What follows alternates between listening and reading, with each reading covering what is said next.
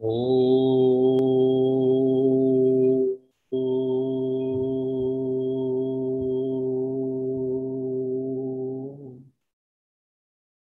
शांति।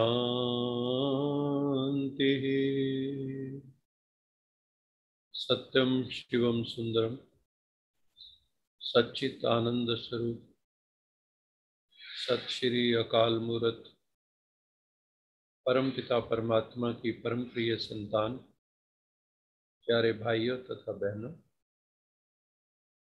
हम कुछ दिनों से लॉज ऑफ लाइफ पे बात कर रहे हैं।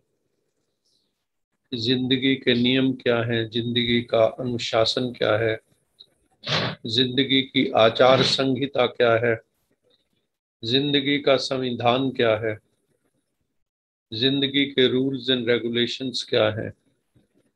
अगर हम किसी चीज को मर्यादा में रखते हैं तो बहुत सुंदर ढंग से विकसित होती है, और हर चीज एक मर्यादा में ही विकसित होती है।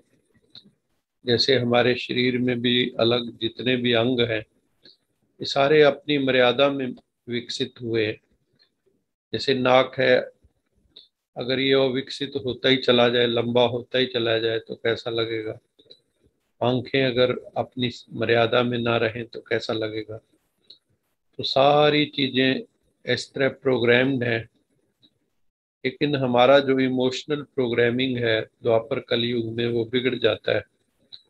तो हमें फिर धर्म की जरूरत पड़ती है, और उसमें कई तरह के धर्म आ जाते हैं, अपने अपने ढंग सिखाते हैं। वो हमने इन दिनों में उनकी समीक्षा की कि अलग अलग धर्मों ने अलग अलग कई मान्यताएं दी। लेकिन जैसे कि मैंने पहले भी बताया कि धर्म का उद्गम, धर्म का जेनेसिस कहाँ से है। धर्म का उद्गम आत्मा से, परम आत्मा से। जो हम चाहते हैं मेरे साथ हो, वही अगर हम दूसरों के साथ करते हैं वही धर्म है। धर्म आत्मा के जो मूल गुण है, कोर वैल्यूज है, जो नेचुरल वैल्यूज है, सोल की इंस्टिंक्टिव वैल्यूज हैं, जो वही धर्म है। उस दृष्टि से अगर देखो तो आत्मा की क्या विशेषताएं हैं। आत्मा का मूल धर्म है शांति, और वो शांति कहाँ से आती है? पवित्रता से। तो मूल धर्म शांति और पवित्रता है एक तरह से। और फिर हमें क्या चाहिए? प्रेम चाहिए। रिश्तों में प्रेम ना हो तो भी अच्छी बात नहीं। एक दूसरे के बीच में हार्मनी ना हो, हम एक दूसरे की बात सुनते ना हो, एक दूसरे से लड़ते झगड़ते रहे हो, तो ये सारा धर्म के विरुद्ध हो जाता है। क्योंकि धर्म तो प्रेम सिखाता है, आनंद सिखाता है, खुशी सिखाता है। तो आत्मा आनंद स्वरूप है, शांत स्वरूप है, प्रेम स्वरूप है, ज्ञान स्वरूप है। हम नॉलेज मिलती है हमें, गॉडली नॉलेज। तो हमें गॉडली नॉलेज मिलती तो हमें स्वरूप स्मृति आती है। तो उसी से स्वधर्म जो है, स्वधर्म को जानने से ही धर्म की स्थापना हो जाती है। हम अपने स्वरूप में स्थित हो जाते हैं। जिस स्वरूप को हम भूले हुए थे उसी स्वरूप को हम अच्छे से जान जाते हैं। तो शांत स्वरूप, आनंद स्वरूप, प्रेम स्वरूप, ज्ञान स्वरूप, शक्ति स्वरूप। क्योंकि हमें स्पिरिचुअल पावर भी चाहिए, विल पावर भी चाहिए, मनोबल भी चाहिए, इच्छा शक्ति भी चाहिए, तभी काम कल्याण होगा, अन्यथा नहीं होगा। दृढ़ इच्छा शक्ति चाहिए। तो हम शक्ति स्वरूप हैं, पवित्र स्वरूप हैं, प्रकाश स्वरूप हैं, सत्य स्वरूप हैं। तो ये सारे गुण हमारे में आ जाते हैं। तो हमने इन धर्मों की विवेचना की। सारे धर्मों से कोई भी धर्म ये नहीं कहता कि नफरत करो, घृणा करो, किसी का हक मारो। लेकिन फिर भी प्रैक्टिकल लाइफ में शायद ऐसा नहीं होता, क्योंकि धर्मों के कारण जितने इस धरती पर युद्ध हुए हैं, शायद कोई और फैक्टर नहीं है जिसके कारण इतना जो है दुनिया के अंदर युद्ध हुआ हो और इतनी हत्याएं हुई हो। धर्म के अलावा नहीं हुआ। यद्यपि सारे धर्म कहते यही है खुदा को प्यार करो, आपस में जो है भाई भाई बन के रहो। लेकिन ये प्रैक्टिकल कई धर्मों ने नहीं किया। हिंदू धर्म जो रहा उसने ये प्रैक्टिकल में लाया। उन्होंने किसी के ऊपर कोई हमला नहीं किया, ना विचारधारा का हमला, ना किसी को कन्वर्ट करने की कोशिश की। बाकी मुस्लिम, क्रिश्चियन और दूसरे धर्मों ने तो बहुत कोशिश की कन्वर्ट करने की। तो अभी हम जो है मेडिटेशन में बैठेंगे सभी। तो अपनी चित्त वृत्तियों को एकाग्र करके अपना ध्यान भ्रिकुटी में ले आए। थोड़ी देर के लिए यहाँ पे सारी उंगलियां इकट्ठी करके रखें और ये समझे कि मैं आत्मा भ्रिकुटी में उपस्थित हूँ। मैं आत्मा ज्योतिर्मय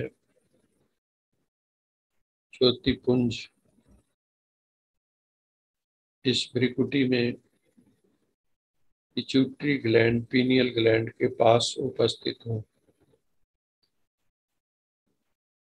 यहाँ पे अपने चेतना को ले आइए, सारे शरीर से एकत्र करके चेतना को सारी दुनिया से एकत्र करके केवल एक बिंदु में आ जाइए। मैं एक अणु से भी सूक्ष्म बिंदु रूप डिवाइन सोल हूँ। I am a divine soul, a point of light and might. भ्रिकुटी में जैसे बिंदी लगाते हैं, यहाँ स्वाभाविक नैसर्गिक भीतर एक बिंदु लगा हुआ है, अविनाशी तिलक लगा हुआ है भीतर। उसी की याद बार में बाहर तिलक लगाते हैं, बिंदी लगाते हैं। तो मैं चैतन्य ज्योतिर्मय बिंदु रूप आत्मा हूँ। मस्तक में मेरे रोशनी है, डिवाइन लाइट है, उससे सतरंगी किरणें निकल रही हैं। इंद्रधनुषीय आत्मा है।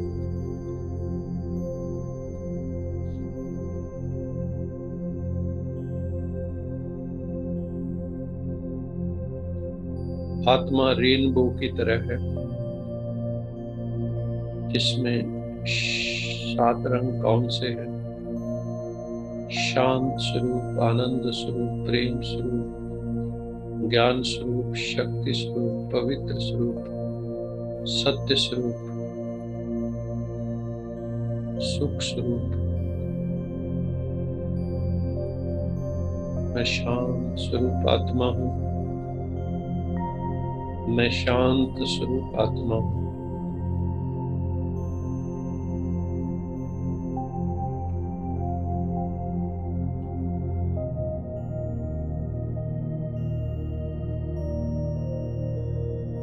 Relax yourself.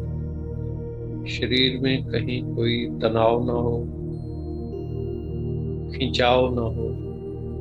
अपना सुख आसन में बैठे, रिलैक्स करके बैठे।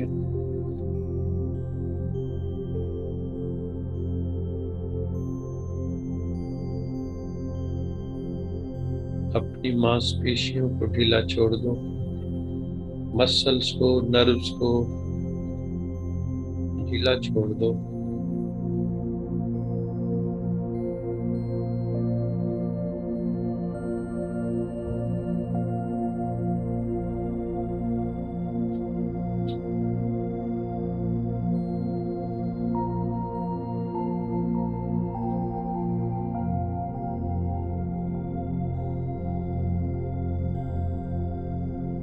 मैं शांत स्वरूप आत्मा हूँ। अभी हम प्रेम भाव में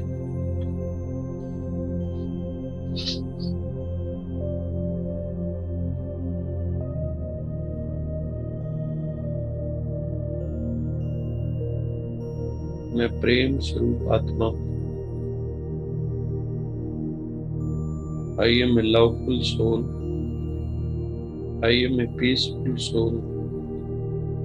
मुझे सबको प्यार करना है। मुझे किसी से घृणा भाव नहीं रखना है। नो हेट्रेड, नो जेलसी, किसी से ईर्ष्या द्वेष भी नहीं रखना है। सबके प्रति दिल में प्यार हो। हमारा कोई भी शत्रु नहीं है, हम अजात शत्रु हैं। हम विश्वामित्र हैं। सारा संसार मेरा मित्र है।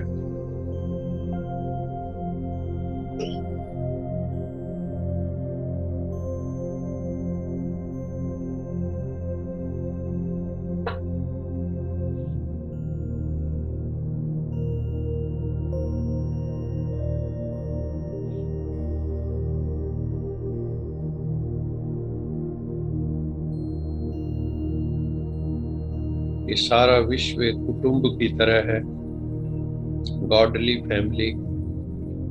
पूरा प्लेनेट एक ग्लोबल विलेज है। हम सब जुड़े हुए हैं, इंटरकनेक्टेड हैं।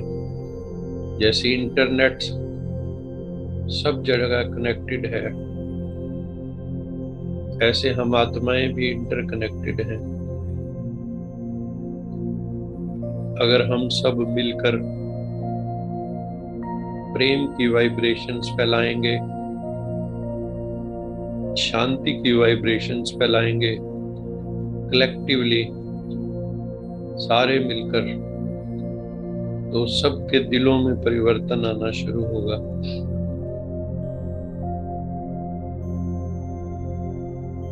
सबकी माइंड सेट चेंज होनी शुरू हो जाएगी।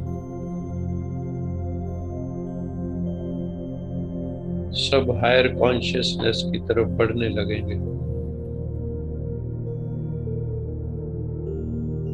हमें सबको मिलकर ऐसा प्रयास करना है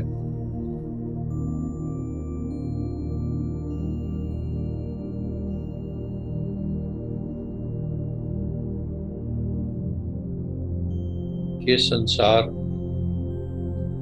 हारमोनियस हो जाए, लवफुल हो जाए, सबके ईर्ष्या द्वेष समाप्त हो जाए, सबके हृदय में प्रेम हो, ना केवल मनुष्यों के प्रति अपितु वनस्पति के प्रति, प्राणी जगत के प्रति, जड़ जगत के प्रति, सबके प्रति शुभ भावना, शुभ कामना हो। सब शांत हो।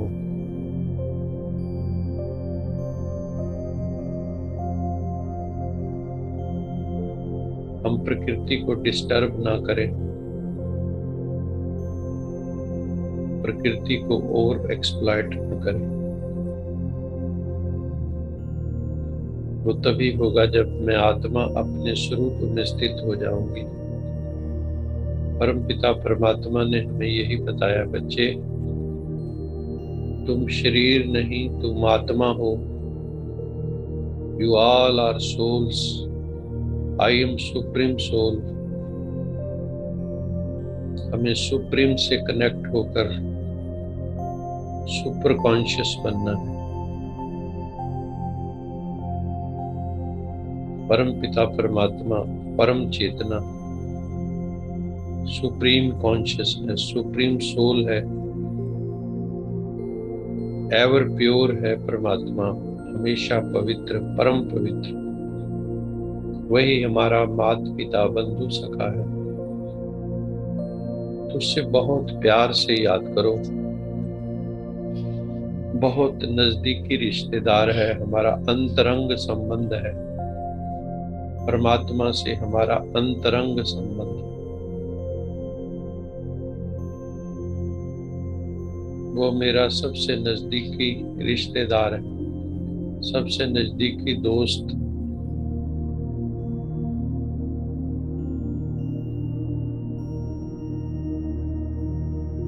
आत्मा भी ज्योतिष रूप, निराकार बिंदु रूप परमात्मा भी ज्योति स्वरूप, निराकार ज्योतिर्लिंगम स्वरूप, अति सूक्ष्म स्वरूप,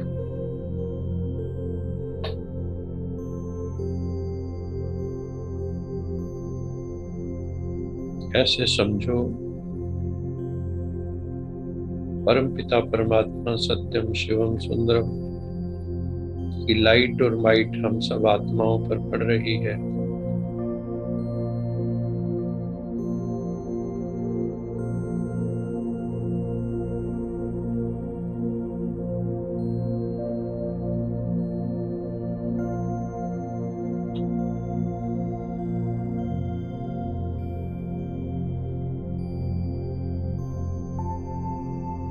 मेरे सहस्रार से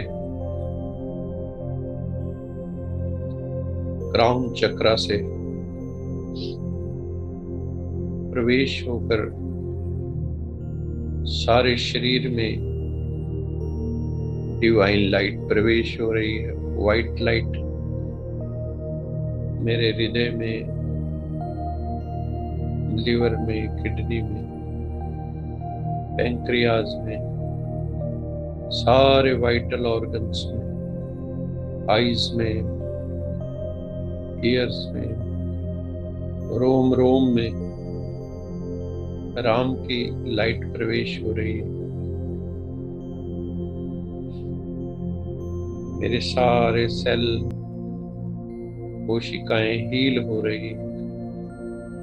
मेरा जिस्म, मेरी रूह हील हो रहे ईश्वरीय शक्ति से। तन मन सब हील हो रहा है।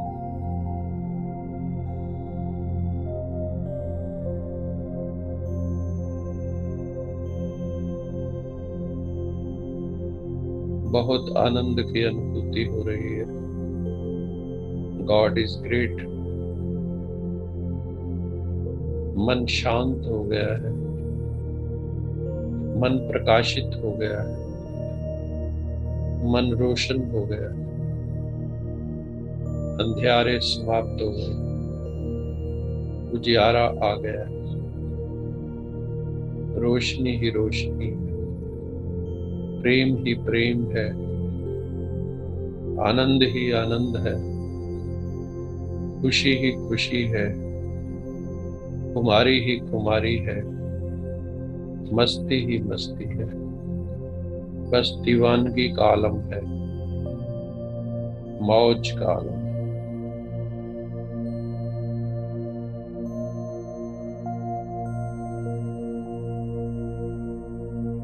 मुझे आत्मा में शक्ति भरती जा रही है, रिचार्ज हो रही हूँ मैं, आत्मा चार्ज हो रही हूँ।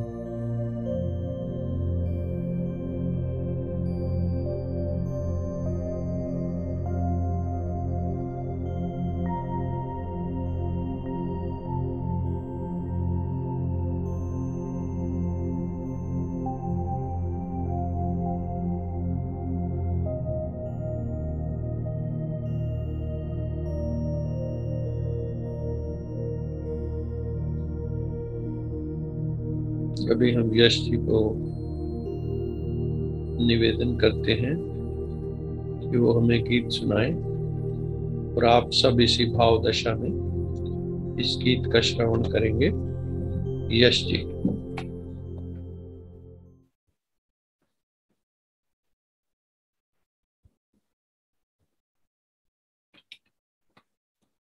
ओम शांति।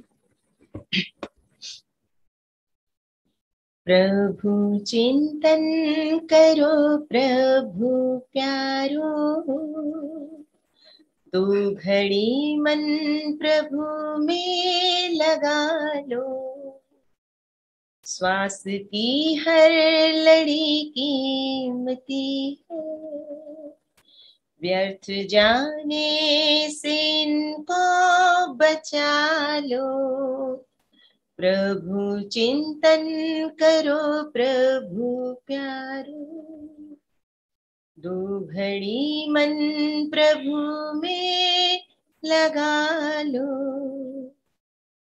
हर तरफ से बुद्धि हटा कर देखो परमात्मा में लगा कर, मन खुशियों से भर जाएगा। आचरण में जरा दे खुला कर, ज्ञान मंथन करो दुलारो, ज्ञान का दीप फिर से जला लो। प्रभु चिंतन करो प्रभु प्यारो, दो घड़ी मन प्रभु पे लगा लो। अपने अंतर की ज्योति जगा लो, प्रेम शांति की किरणें फैलाओ। ये जन्म अब सफल हो तुम्हारा, अपने जीवन को सुखमय बना लो।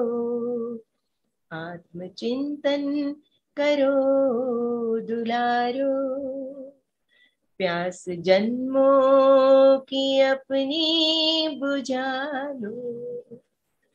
प्रभु चिंतन करो प्रभु प्यारो, दो घड़ी मन प्रभु में लगा लो। श्वास की हर लड़ी कीमती है, व्यर्थ जाने से इनको बचा लो। व्यर्थ जाने से इनको बचा लो।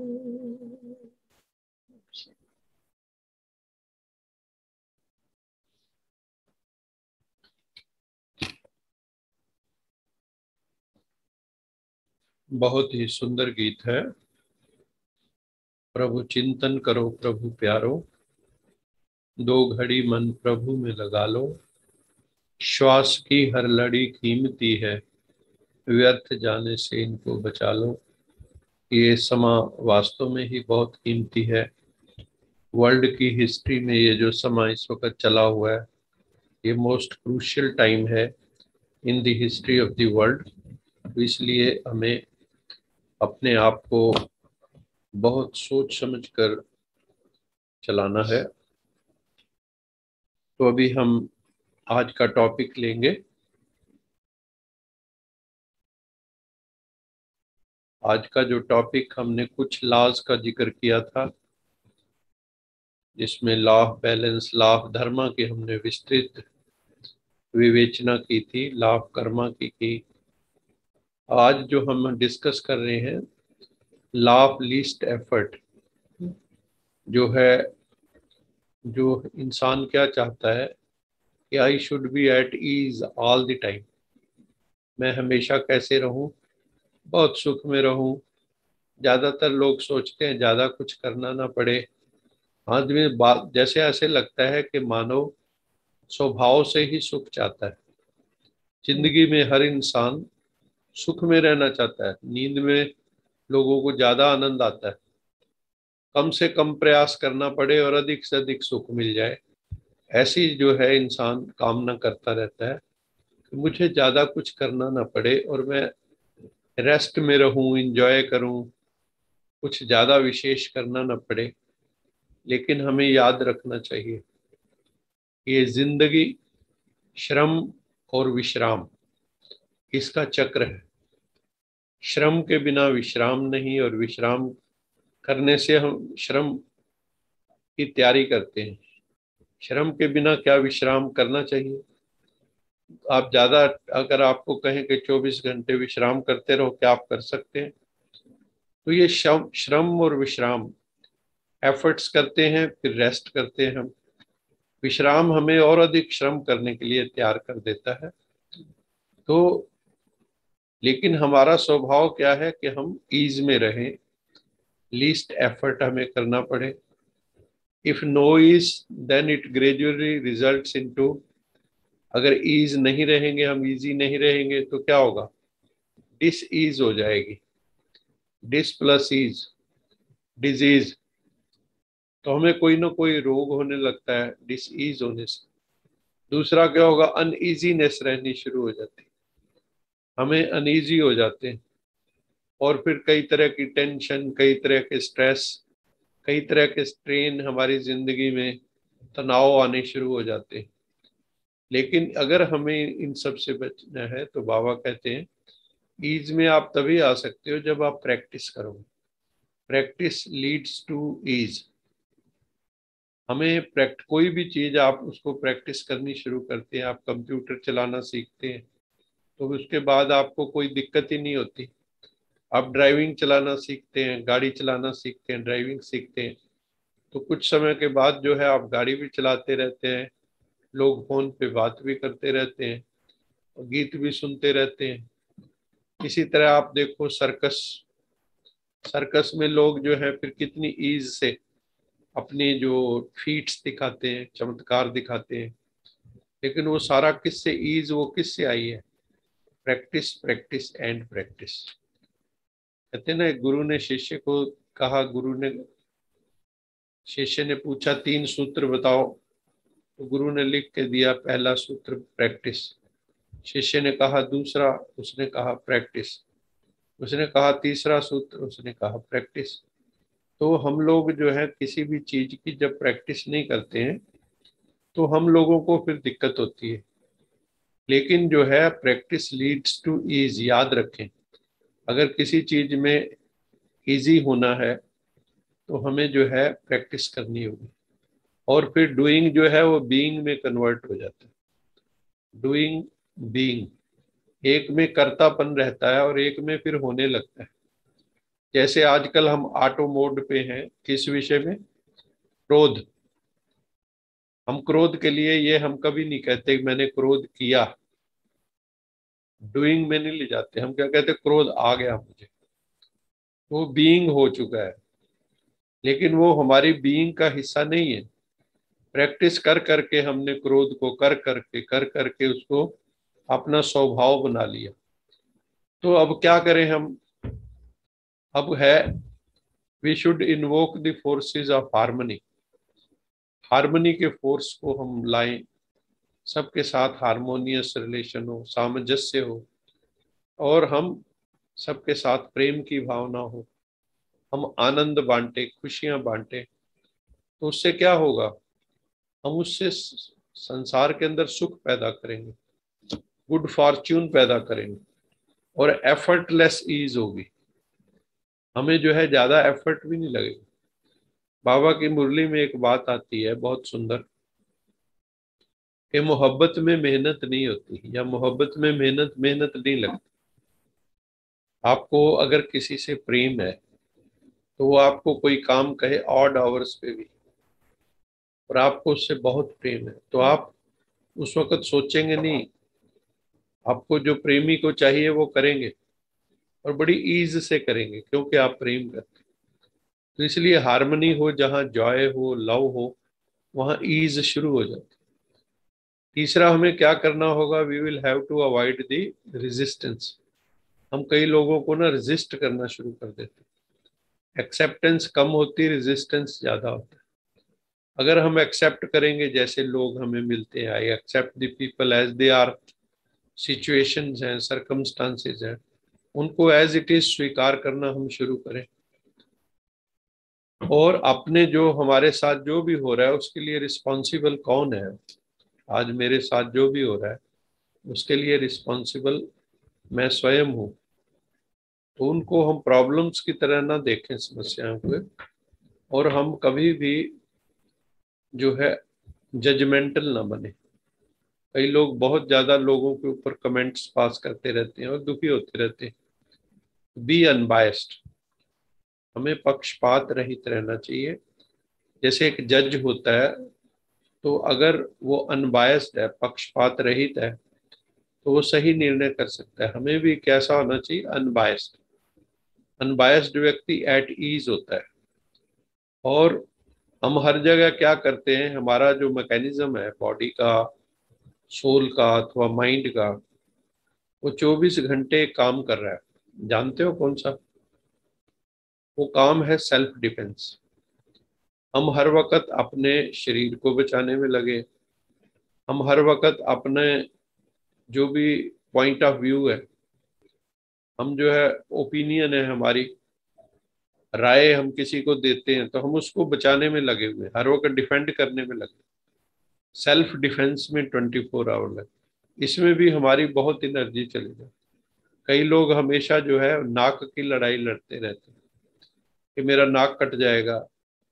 तो हर जगह जो है ये हमें एक्चुअली छोड़ देना चाहिए। relinquish the need to defend your point of view। उनके जो पॉइंट ऑफ व्यू हैं उनसे भी हम सोचना शुरू करें तो जीवन में हमारे जो है एफर्टलेस ईज से काम होने शुरू हो जाएंगे।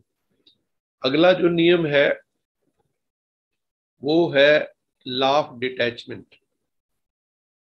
ये बड़ा इंपॉर्टेंट लॉ है, सारी गीता इसके ऊपर जोर देती है कि आप कर्म करो, फल में आपकी अटैचमेंट ना हो, लेकिन कर्म जो है परफेक्शन से कर।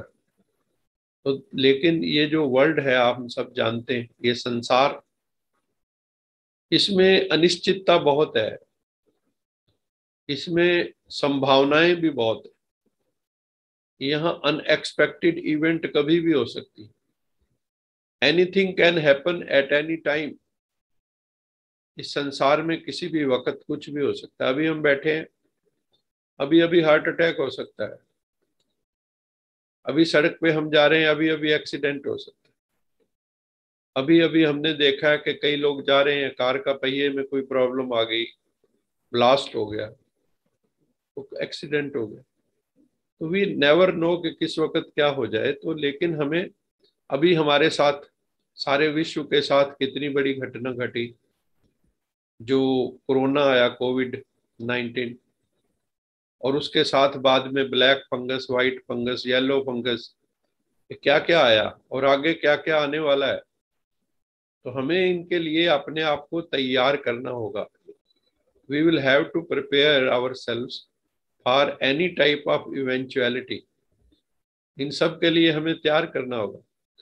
और इसमें क्या है, जो डिटैचमेंट अगर हमें प्रैक्टिस करना है तो धीरे धीरे हमें जो लोगों के ऊपर हम कंट्रोल करना चाहते हैं वो हम धीरे धीरे उसको लूज करें। हम किसी को पकड़ने की कोशिश ना करें। ये भी एक तरह की अटैचमेंट जहां होगी वहां आप उसको कंट्रोल करने की कोशिश करने लगते हैं, जैसे माँ बाप बच्चों को करते हैं।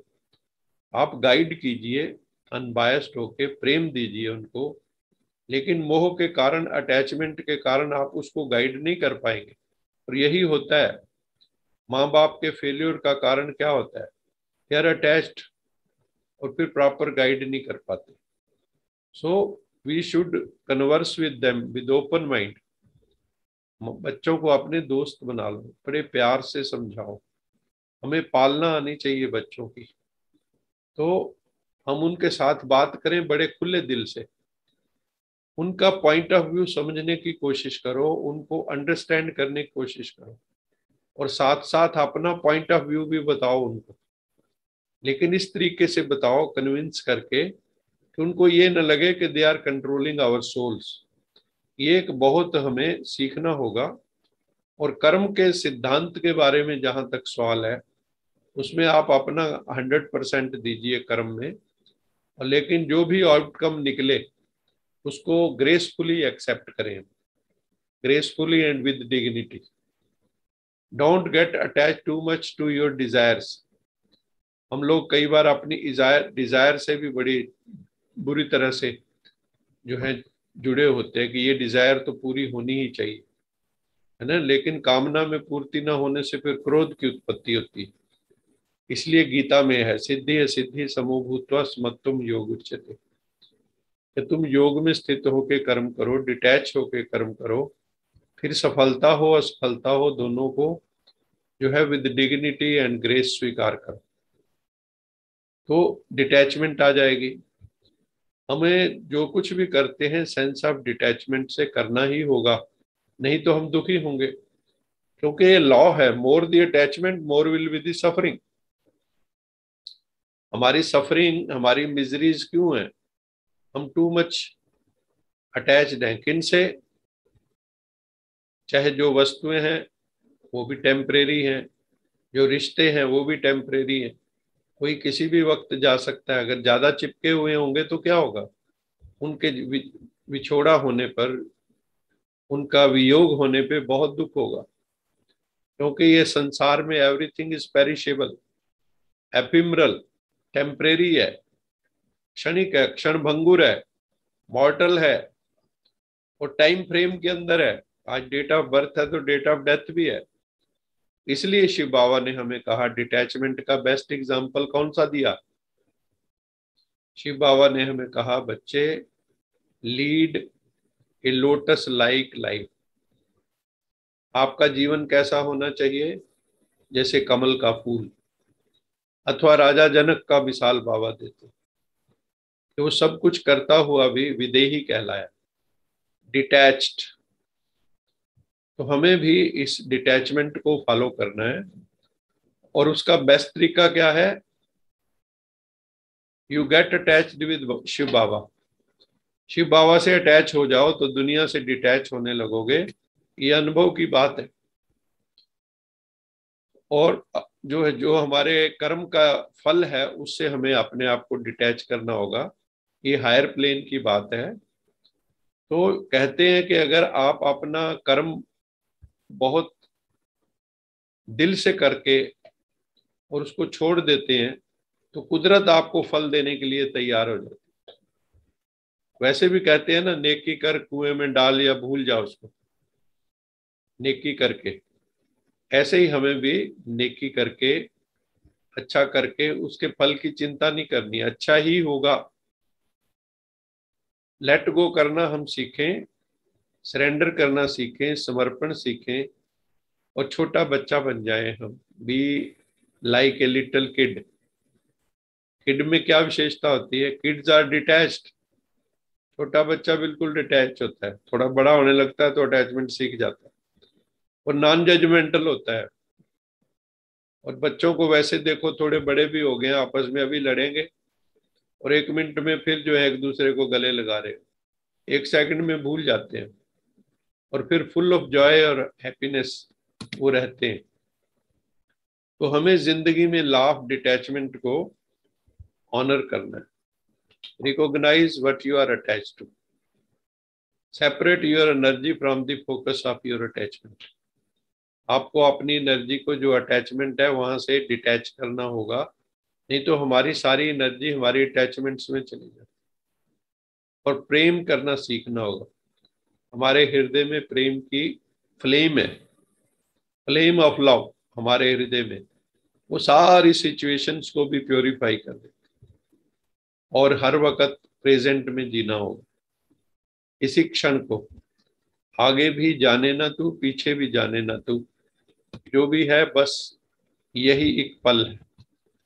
और लास्ट में है law of intention and desire. Intention is a mental state. क्या चीज है इंटेंशन? हमारी मानसिक स्थिति, और ये कमिटमेंट है कि हमें करना ही है। इंटेंशन हमारी इरादा है ये। दूसरा है डिजायर।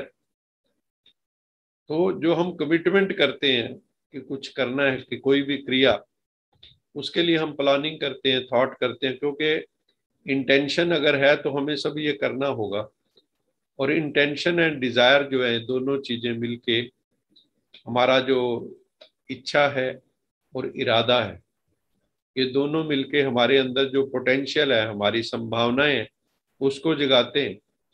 और हमारी जो, समझो, ऑर्गेनाइजिंग कैपेबिलिटी है, उसको भी बढ़ाते हैं। तो जो जिंदगी में हमारी इच्छाएं हैं, वो क्या करती हैं?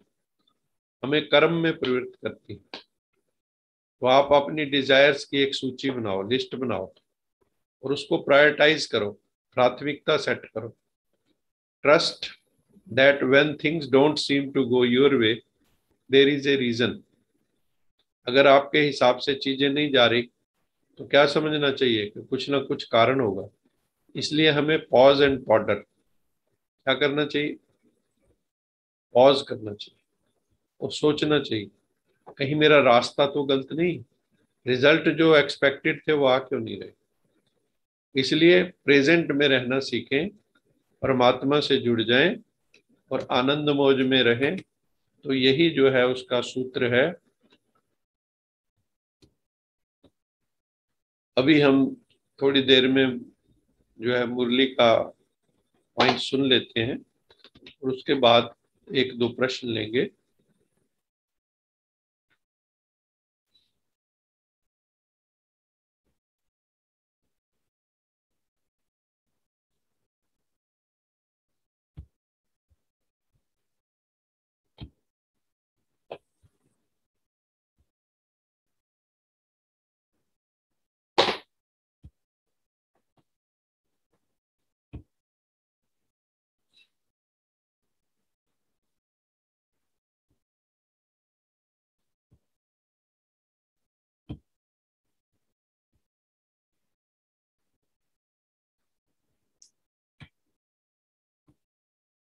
आज का मुरली मंथन थोड़ा मैं स्पीड ज्यादा रखूंगा ताकि प्रश्न भी ले सकें हम। मीठे बच्चे, दुनिया में सबको मीठा स्वभाव पसंद है, इसलिए बहुत बहुत स्वीट टेम्पर्ड बनना है। हमारा स्वभाव बहुत मधुर होना चाहिए। हमारे नैनों से सर्व के प्रति प्रेम की दृष्टि हो, हमारे नैनों से प्रेम झलके और मन में सर्व को सुख देने की भावना हो, कभी भी दुख देने की भावना ना हो। ये भी विशेष ध्यान रखना है कि किसी भी व्यक्ति के नाम रूप में नहीं फंसना है, वही अटैचमेंट में नहीं जाना है। केवल प्रभु पिता का नाम, शिव बाबा, दिव्य रूप, ज्योतिष रूप हमारी बुद्धि में रहना चाहिए, क्योंकि अल्टीमेटली अपने घर वापस लौटना है। दीर्घ काल तक योग का अभ्यास करते करते योग की सिद्धि प्राप्त हो जाएगी, अर्थात सब इंद्रियों की चंचलता समाप्त हो जाएगी। तो राजयोग की सिद्धि क्या है कि आपकी इंद्रियां आपके वश में आ जाएंगी, शांत हो जाएंगी, शीतल हो जाएंगी, बुद्धि कहीं अटकेगी नहीं देहधारियों में, और वानप्रस्थी हो जाएंगे। वाणी से परे हम निर्वाण धाम में जाने की तैयारी करने लगते हैं।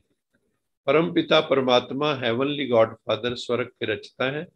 वो इस दुनिया को स्वर्ग बनाने के लिए आए, अभी तो नर्क बना हुआ है। इसलिए हर पल उन्हें याद करना चाहिए, याद का दीपक जलाकर रखना चाहिए। इस योग से जन्म जन्मांतर के पाप कट जाएंगे। तुम बच्चों को ज्ञान रत्नों को धारण भी करना है, दूसरों को दान भी करना है, तभी ज्ञान डांस कर सकेंगे। सबसे अच्छा रत्न कौन सा है? मनमना भाव। मनमना भाव का मतलब क्या है कि मन को मेरे में लगा दो। जिन बच्चों में ज्ञान समझाने की अच्छी कला है, उन बच्चों को विभिन्न सेवा केंद्रों पर चक्कर लगाना चाहिए। ये बहुत बड़ी सेवा है। कल जो सेवा है, दुनिया में दुख बहुत है, हम सब देखते हैं कि दुखों के पहाड़ हैं कई। हमारे पास रोज फोन आते हैं, बहुत भयानक दुख है। मैं क्या क्या बताऊं आपको। दुख दूर कैसे हो? ये दुख दूर होगा ज्ञान और योग के अभ्यास से। ये ज्ञान तो जैसे संजीवनी बूटी है, जैसे लक्ष्मण को सूंघाई थी तो होश में आ गया था। हम सब लक्ष्मण की तरह हैं, लेकिन हमें भी माया रावण ने बेहोश कर रखा है। जो अज्ञान में मूर्छित आत्माओं को जीवन दान देता है। सत्यम शिवम सुंदरम, शिव बाबा आए हैं हम आत्माओं की ज्योत जगाने। ज्योत जगती है ज्ञान और योग से, सब संशय समाप्त हो जाते हैं, नो कंफ्यूजन, और अंधकार जो है, फॉगीनेस भी खत्म हो जाती है। शिव बाबा को शरीर तो है नहीं, वो है ज्योति स्वरूप। वो परम धाम से सत धर्म की स्थापना के लिए आए हैं और अधर्म का विनाश करने के लिए। सिर्फ उनको हर पल याद करना चाहिए। शरीर की पूजा नहीं करनी चाहिए, वो तो बुद्ध की पूजा है। तो हमें बुद्ध प्रस्त नहीं बनना है। हमें जो है शिव बाबा को, जो निराकार है, हम आत्माएं भी निराकार हैं, तो निराकार आत्मा निराकार परमात्मा को याद करे। तुम बच्चों को राजयोग का अभ्यास करना है, हठ योग का नहीं। चेक करो हमारा मन विकारों की तरफ तो नहीं भागता है। हर एक को अपने भीतर चेक करना चाहिए, आज जाके सब चेक करना कि काम, क्रोध, लोभ, मोह, अहंकार, ईर्ष्या, द्वेष, घृणा, भय, कौन सा मेरे अंदर जो है विकार तंग करता है मुझे। विकारों में गिरने से नुकसान हो जाता है, खास करके काम विकार। अवगुणों को भी निकालना है, कमल फूल समान जीवन बनाना है। तुम्हें संपूर्ण अहिंसक बनना है, ना काम की हिंसा, ना क्रोध की हिंसा। पुरुषार्थ करते करते कभी थक नहीं जाना है। ये आखिरी स्लाइड है। अमृत वेले उठकर शिव बाबा को बड़े प्यार से याद करना है। अमृत वेला सच नाओ वड्याई विचार, गुरबाणी में भी है कि अमृत वेले उठ के उस परमात्मा की महिमा करो। इससे स्मृति समर्थवान बन जाती है तथा हमारे कर्म श्रेष्ठ होते। तो सुबह 4 बजे तो बैठ जाना चाहिए मेडिटेशन में। 4 से लेके 4:45 तक इंटरनेशनल योग होता है, तो उस वक्त हम सबको मेडिटेशन में उठ के बैठ जाना चाहिए। शिव बाबा बहुत सुंदर अनुभव कराते हैं। प्रभु स्मृति एवं निस्वार्थ सेवा, दो बातें। एक तो प्रभु की याद शिव बाबा की, और दूसरी निस्वार्थ भाव से सेवा, सेल्फलेस सर्विस द्वारा हम माया जीत बन सकते हैं, विजयी बन सकते हैं। ये रक्षाबंधन जो कल था उसके बारे में है। रक्षाबंधन पर बहनों को भाइयों से एक ही गिफ्ट मांगनी, कि दूसरों की बहनों की भी वही इज्जत देना जो तुम मुझे देते हो। भाई को क्या कहना है कि तुम दूसरों की बहनों को भी वही इज्जत देना जो तुम मुझे देते हो, उन्हें उसी दृष्टि से देखना जैसे मुझे तुम देखते हो। अगर ये भाव संसार में आ जाए तो रक्षाबंधन सफल हो जाए, और ये जो बंधन हमने विषय विकारों के बांधे हुए हैं, ये सब बंधन खुल जाएंगे।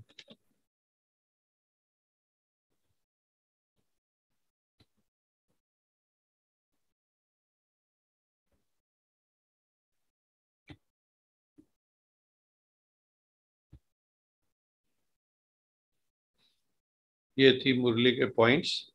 अभी हम कुछ प्रश्न ले सकते हैं। किसी का कोई भी प्रश्न हो वो पूछ सकते हैं। ओम शांति सर। ओम शांति जी।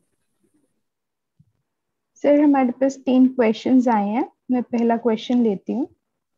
सभी धर्मों की कोर वैल्यूज धीरे धीरे वीक कैसे पड़ गई?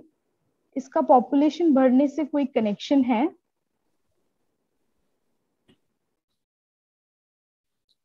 क्वेश्चन है कि जो विभिन्न धर्मों की कोर वैल्यूज हैं, जिनकी चर्चा हमने इन दिनों में की है, तो ये डाइल्यूट क्यों होती हैं? तो केवल इसका पॉपुलेशन से संबंध नहीं है, ये भी है, क्योंकि कोई किसी भी चीज की क्वांटिटी बढ़ती है तो क्वालिटी कम हो जाती है।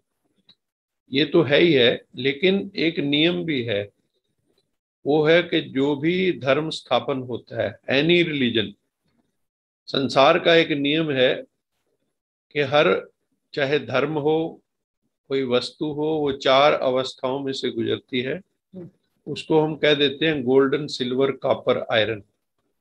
गोल्डन अवस्था, सिल्वर अवस्था, कॉपर अवस्था, आयरन अवस्था। गोल्डन को हम सतो प्रधान और सिल्वर को सतो सामान्य, और जो है जो वो है तांबा जो है कॉपर, कॉपर को रजो प्रधान कहते हैं, और आयरन को तमो प्रधान।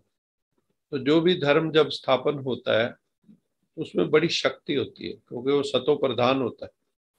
आप लोगों ने भी अनुभव किया होगा, जब भी हम कोई ज्ञान में आते हैं तो पहले बहुत सतो प्रधान होते हैं, फिर धीरे धीरे एक दूसरे के एक अवगुण देखना, कमियां कमजोरियां देखते देखते हमारी कोर वैल्यूज भी जो पहले पीक पे होती है।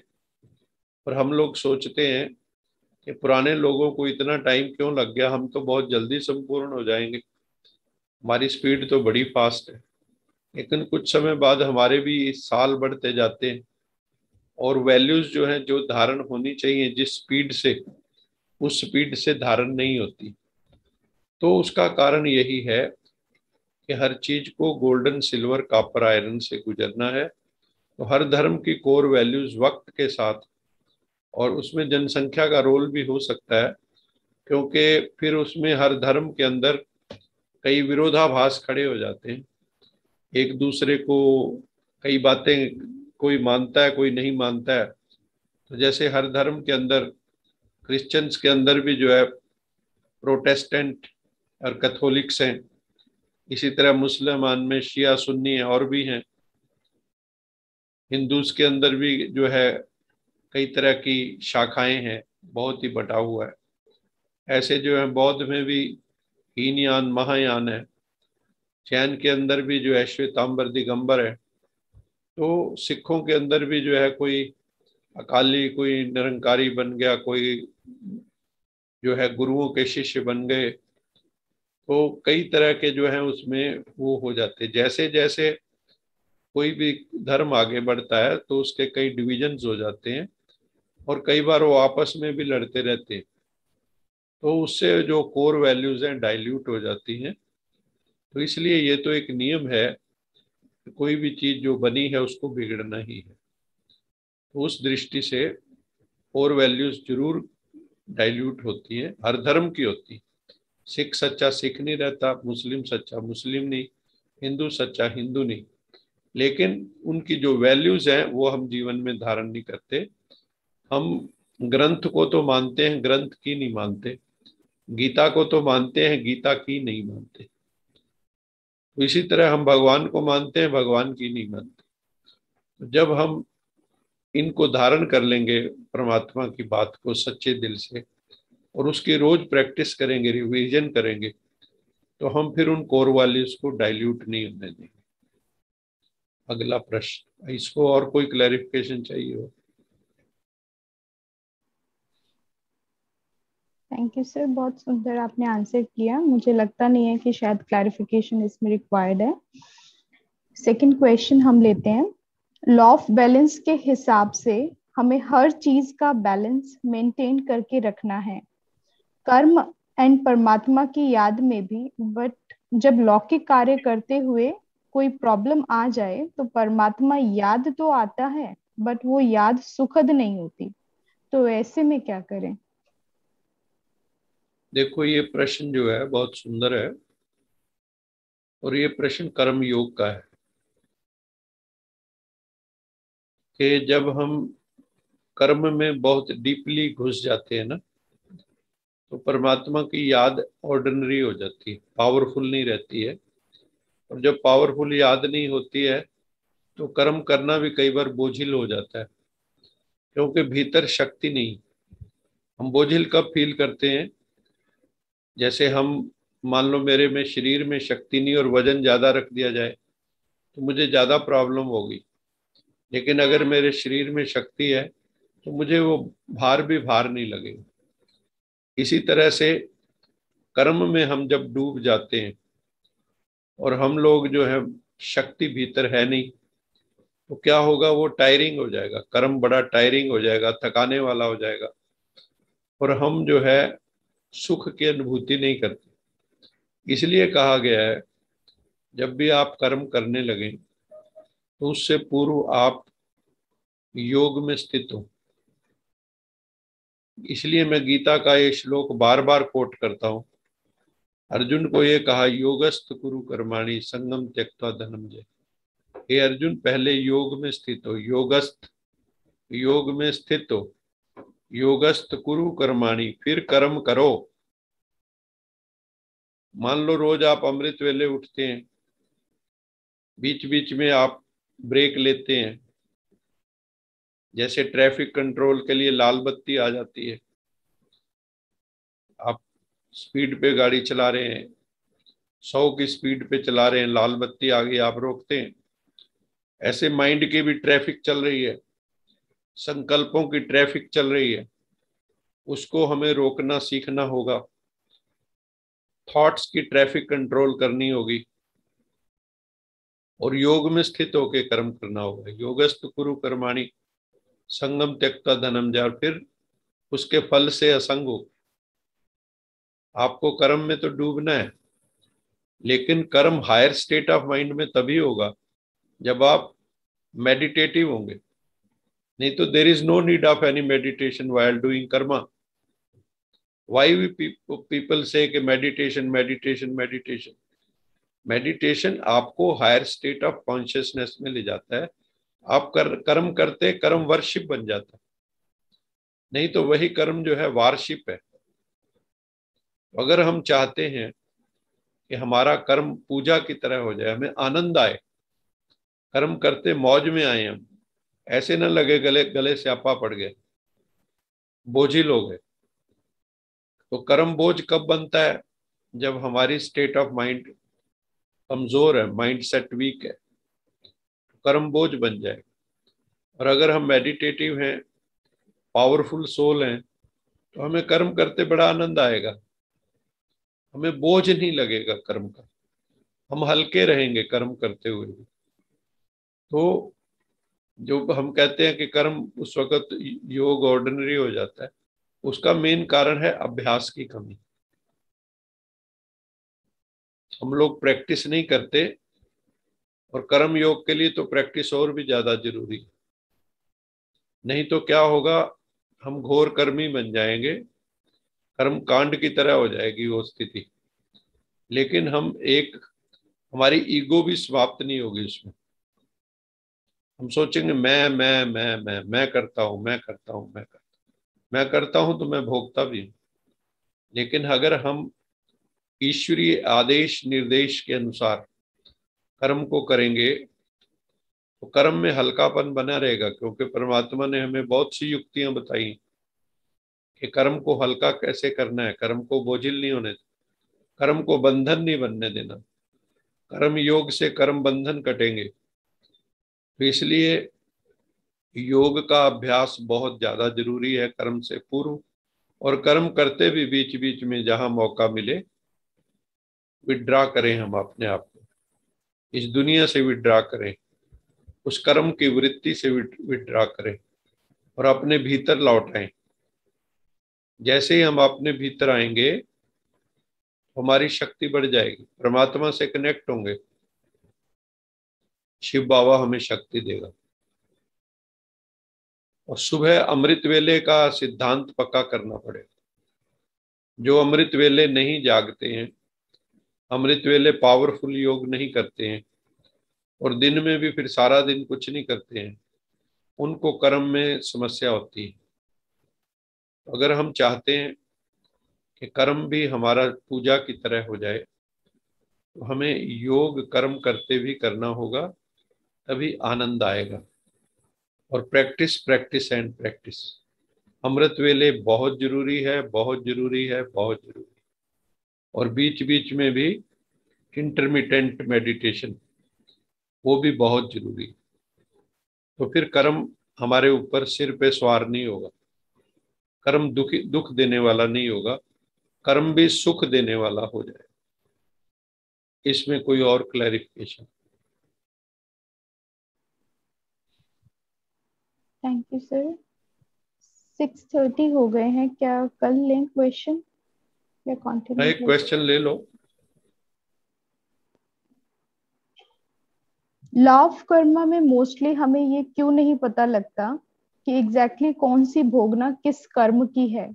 अगर पता लग जाए तो शायद हम समझ जाएं क्लियरली कि ये कर्म गलत तरीके से किया, ऐसा नहीं करना चाहिए था। ऐसा क्या करें? पर्टिकुलर कर्म की क्या सजा होगी ये तो पता, वैसे वाइडर पर्सपेक्टिव में तो लग नहीं सकता। लेकिन कई कर्मों का हमें पता है। जैसे कईयों को लिवर सिरोसिस हो जाता है शराब पीने से, शराब पी, लिवर सिरोसिस हो गया, डॉक्टरों ने कहा कि भाई ये शराब बंद कर दो, तुम्हें लिवर सिरोसिस हो गया, and ultimately you will have to die, तुम्हें मरना होगा। फिर भी उसको ये ज्ञान होने के बाद, बोध होने के बाद भी, क्या वो शराब पीना छोड़ देता है? मेरे पास ही एक केस आया था, उसको मैंने भी कहा, मैं कहा देखो तुम्हारी कुंडली में बड़े खराब योग चल रहे हैं, मृत्यु योग है, और तुम जो है इसको छोड़ दो। उसने कहा हाँ जी छोड़ दूंगा। लेकिन उसकी बहन का फोन आया जी, उसने छोड़ा नहीं, और वह अल्टीमेटली ही डाइट। कर्म का तो पता लग गया कि शराब पीने से लीवर सिरोसिस हो गया। ऐसे और भी हमें पता है कि क्रोध करने से अशांति मिलती है। तो क्या हमने क्रोध करना छोड़ दिया है?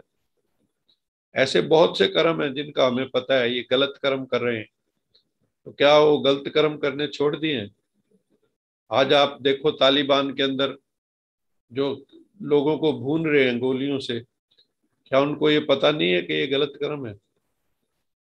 लेकिन फिर भी क्योंकि कहते हैं ना इनकी तो आत्मा ही मर चुकी है, तो उनको तो बिल्कुल डेडनिंग हो गई इमोशंस की भी, और उनको ऐसे मेंटली जो है फीड किया गया रॉन्गली, ऐसी उनकी कंडीशनिंग कर दी गई।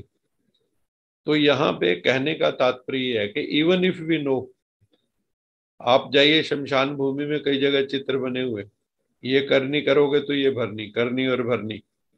हम बचपन में देखते थे शमशान भूमि में पहले होते थे, अब तो दिखाई नहीं देते। तो कोई चोरी कर रहा है तो उसके हाथ काटे जा रहे हैं, किसी को गरम उसमें कढ़ाई में डाल रहे हैं तेल के अंदर, पकौड़ों की तरह भून रहे हैं उसको। लेकिन उस वक्त डर लगता है बच्चों को, लेकिन बड़े बड़े जो पाप कर रहे हैं, कोई चोरी कर रहा है, कोई ठगी कर रहा है, कोई बदमाशी कर रहा है, कोई रेप कर रहा है, तो इनको क्या पता नहीं है कि इसको या किसी को मार देंगे हम तो अगर कोर्ट में केस चला तो फांसी भी हो सकती है और उम्र कैद भी हो सकती है। कई कर्मों का क्या हमें पता नहीं है? Still we are doing it, तो भी हम उन कर्मों को कर रहे हैं। तो ये तो संस्कार हैं, जब तक इनका परिष्कार नहीं होगा संस्कारों का, जो आसुरी संस्कार हैं, जो राक्षसी संस्कार हैं, जब तक इनका परिष्कार नहीं होगा, शुद्धिकरण नहीं होगा, इनका शोधन नहीं होगा, तब तक जो है कल्याण नहीं होना। तो इसलिए उसी मिशन पे भगवान आया है, कहता है मैं तुम्हारे संस्कारों को बदलने आया हूं, और वो ज्ञान योग के अभ्यास से ही होगा। तो हम जितना ज्ञान योग का अभ्यास करते जाएंगे, संस्कारों का शुद्धिकरण होता जाएगा, कर्मों का शुद्धिकरण होता जाएगा, तो फिर जो है हमें किसी भय की जरूरत ही नहीं। फिर हमें कर्म का पता ही है कि हम श्रेष्ठ कर्म कर रहे हैं, श्रेष्ठ फल मिलेगा। बुरे कर्म करेंगे तो नरक में है ही है, अच्छे कर्म करेंगे तो ये दुनिया ही स्वर्ग हो जाएगी। लेकिन हमें कई बार तो अज्ञान में ऐसा होता है, लेकिन कई बार जानबूझकर भी हम करते हैं।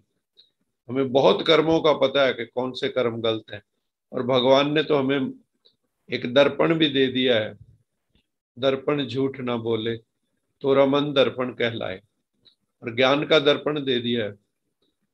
और फिर भी हमें पता है कि ये कर्म गलत है, क्या हमने करने छोड़ दिए? संस्कारों के अधीन हम कर्म कर रहे हैं। तो अभी जो जरूरत है वो ये है कि हम ज्ञान योग का अभ्यास करें, और शिव बाबा ने जैसे हमें बताया वैसे कर्म करें, तो वो कर्म श्रेष्ठ होंगे, तो कर्म फल भी निश्चय रूप से श्रेष्ठ होगा। इन्हीं शब्दों के साथ आप सबका बहुत बहुत धन्यवाद। हम रोज जो है 10 मिनट के लिए प्रश्न उत्तर रखा करेंगे। जो भाई बहन जुड़े हुए हैं मैं उनसे भी निवेदन करता हूं कि आप सब भी इसमें प्रश्न उत्तर लाया करें, अपनी साधना से संबंधित काम क्रोध लोभ ओंकार विकार, इनकी आप भी सूची बनाओ अपने, कि मेरे में कितना क्रोध कम हुआ है, कितने लोभ कम हुआ है, मोह कितना कम हुआ है। तो तभी सत्संग सुनने का फायदा होता है, जब हमारे जीवन के अंदर पॉजिटिव चेंज आती है। इन्हीं शब्दों के साथ आप सबका बहुत बहुत धन्यवाद। जो भी भाई बहन जुड़े हुए हैं मैं देख रहा हूँ, अभी भी 24 आत्मा हैं। आप सबका बहुत बहुत धन्यवाद। ओम शांति। God bless you all. कल फिर मुलाकात होगी। ओम शांति।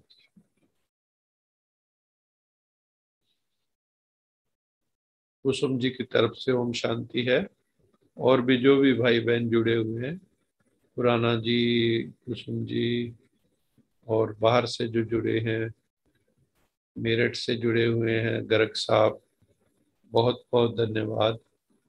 ओम शांति। God bless.